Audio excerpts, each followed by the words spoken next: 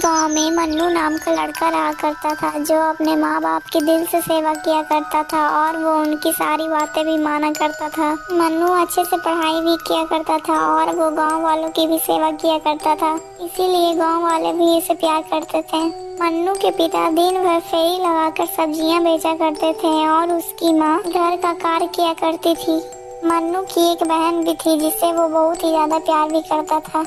पिता की कमाई से घर का खर्च और तथा पढ़ाई का भी खर्च निकल जाया करता था। स्कूल जाने से पहले मन्नू सब्जियां धोकर ठेले पर सजा दिया करता था, जिससे उसके पिता के सहारा भी मिल जाता था और उनकी मदद भी हो जाती थी। एक दिन मन्नू के पिता बारिश में भीग जाते हैं, जिसके कारण उनकी तबीयत भी खराब हो जाती है और अचानक उनके पिता की मृत्यु भी हो जाती है, जिसके कारण पूरा परिवार का दिमाग हिल जाता है। घर के सभी लोग एक एक पैसे के मोहताज हो गए थे। इधर कुछ दिन से मन्नू की भी माँ का तबीयत खराब रहने लगा था और मन्नू यह सब देखकर बहुत ही ज्यादा दुखी हुआ करता था कि वो अपने परिवार की मदद कैसे करे। इधर वो ठेले लगाने के लिए सोचता था, लेकिन वो सिर्फ अभी 8 साल का ही था, इसीलिए वो ठेले को अभी नहीं संभाल सकता था। मन्नू ने अपनी माँ से रामायण, महाभारत और बहुत सारी चमत्कार की कहानियाँ भी सुनी थी, इसीलिए उसके मन में एक ख्याल आया कि भगवान तो सभी की मदद किया करते हैं और भगवान मेरी मदद भी जरूर करेंगे। यही सब सोचकर मन्नू नहा धोकर एक दिन मंदिर जाता है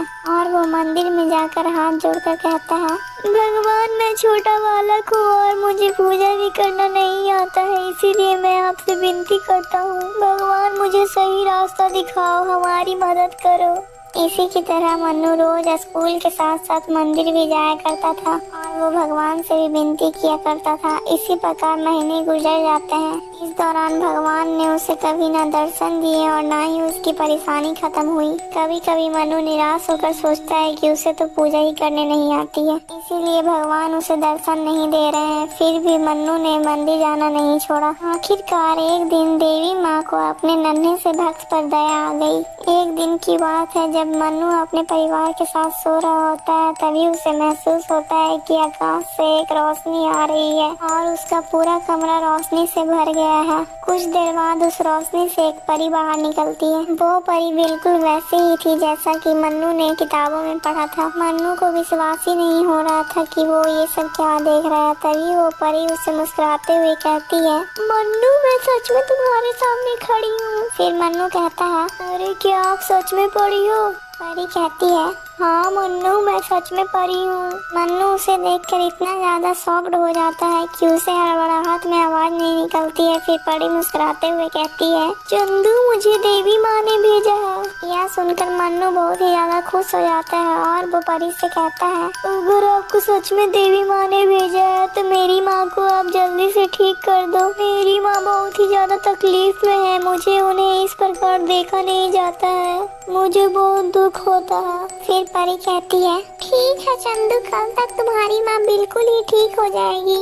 फिर चंदू कहता है, आपका बहुत बहुत धन्यवाद। फिर परी कहती है, लेकिन मन्नू तुमने तो अपने लिए कुछ मांगा ही नहीं, मैं तो तुम्हें वरदान देने आई थी। फिर मन्नू कहता है, अरे परी देवी, अगर मेरी माँ ठीक हो जाएगी तो वो अपने आप पूरे परिवार का ख्याल रख लेगी। बच्चों पर तो पहला अधिकार माँ का होता है, इसलिए पहले मैंने अपनी माँ की तबीयत को सही करने के लिए मांगा। परी खुश होकर बोलती है, अरे चंदू तुम तो बहुत ही ज्यादा अच्छे हो, मैं तुमसे बहुत ही ज्यादा प्रसन्न हुई, मैं तुम्हें एक और वरदान देना चाहती हूँ। फिर मन्नू बोलता है, अगर आप मुझे वरदान देना ही चाहती हो तो आप मुझे यह वरदान दीजिए कि मैं बड़े होकर एक अच्छा इंसान बनूं और मैं अच्छे रास्ते पर चल सकूं और मैं जरूरतमंद लोगों की मदद भी कर सकूं।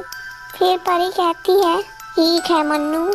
फिर परी उसे अपने जादू से एक अंगूठी देती है और वो मन्नू से कहती है, तुम इस अंगूठी को पहनकर जो भी कुछ मांगोगे वो पूरा हो जाएगा, लेकिन जिस दिन तुम इसका गलत इस्तेमाल करोगे तब इसकी सारी शक्तियाँ खत्म हो जाएंगी।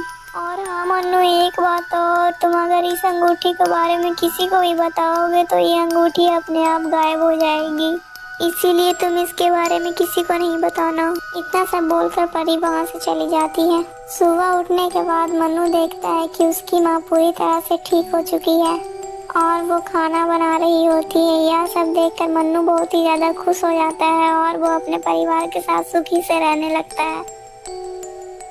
हमें इस कहानी से यह शिक्षा मिलती है कि इंसान को कभी भी गलत काम नहीं करना चाहिए और कभी लालच भी नहीं करना चाहिए। कर्म पर विश्वास रखने वाले लोगों के लिए कुछ भी असंभव नहीं होता है। वीडियो देखने के लिए आपका बहुत बहुत धन्यवाद। अगर आपको ये वीडियो अच्छी लगी हो तो वीडियो को लाइक कर दीजिए और चैनल को सब्सक्राइब कर दीजिएगा।